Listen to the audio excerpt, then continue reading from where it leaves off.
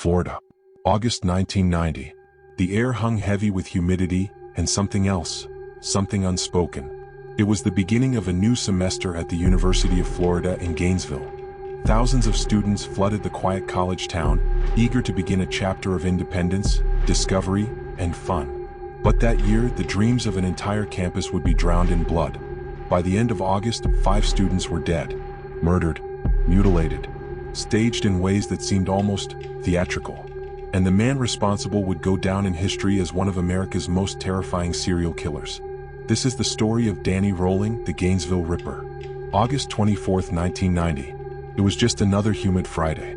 Sonia Larson and Christina Powell had moved into their apartment only the day before. 2 vibrant, intelligent freshmen full of promise. They spent the evening unpacking, calling home, and turning their apartment into a home. But in the early hours of the morning, someone was watching. Someone who had slipped inside with a screwdriver and a knife. He attacked Sonia first as she slept, silencing her before she could scream. Then he moved to Christina, tied her up, assaulted her, killed her, and then posed her body. The next day, another girl, Krista Hoyt, was home alone. The killer broke in again. This time he went further. He killed her, then came back hours later to do something unthinkable. He decapitated her, sat her upright, and placed her severed head on a shelf facing the door. Police had never seen anything like it. News spread like wildfire. 3 students, all female, murdered in less than 48 hours. By the 3rd day, the town was in full panic. Parents rushed to Gainesville to retrieve their children. Students slept in groups or checked into motels. People taped steak knives to their windows and nailed doors shut. On August 27th, 2 more students were killed, Tracy Poles and Manny Tabawada.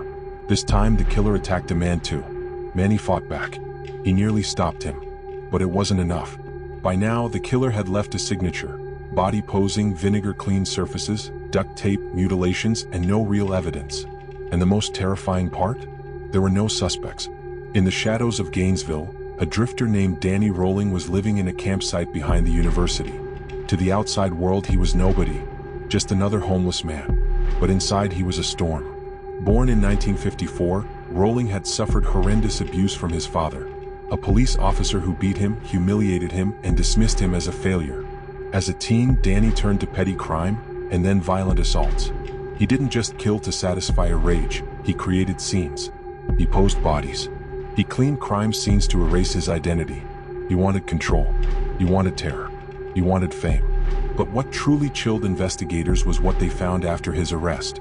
Audio cassettes of Danny singing, confessing, and speaking to himself in multiple voices.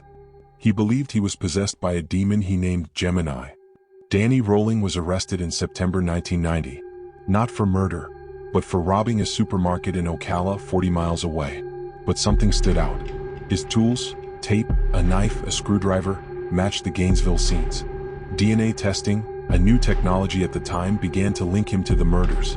In 1991, after a year of investigation, police finally charged Danny Rolling with the 5 Gainesville murders. It wasn't until years later, in a chilling confession taped from prison, that Rolling admitted everything, including 3 more murders in Louisiana. In 1994, Danny Rolling stood in court and pleaded guilty. The courtroom fell silent as he confessed to the murders of Sonia, Christina, Krista, Tracy, and Manny. He showed no remorse. He didn't deny a thing. Families cried as they read victim impact statements. One mother collapsed as photos of the crime scenes were shown in court. The jury sentenced him to death. And in 2006, 16 years after the murders, Danny Rolling was executed by lethal injection. His last words were bizarre and haunting. He sang, "None greater than thee, O Lord, none greater than thee." The Gainesville Ripper's crimes left a permanent scar. Every year, the University of Florida holds quiet memorials for the victims. Students leave flowers. Strangers light candles. The terror of 1990 became legend, and later pop culture. The screenwriter of Scream said the Gainesville murders inspired the film's premise. Because fiction may be scary, but reality is much worse. Because evil like this doesn't wear a ghost mask. It wears a human face. It blends in. It waits. It watches you sleep.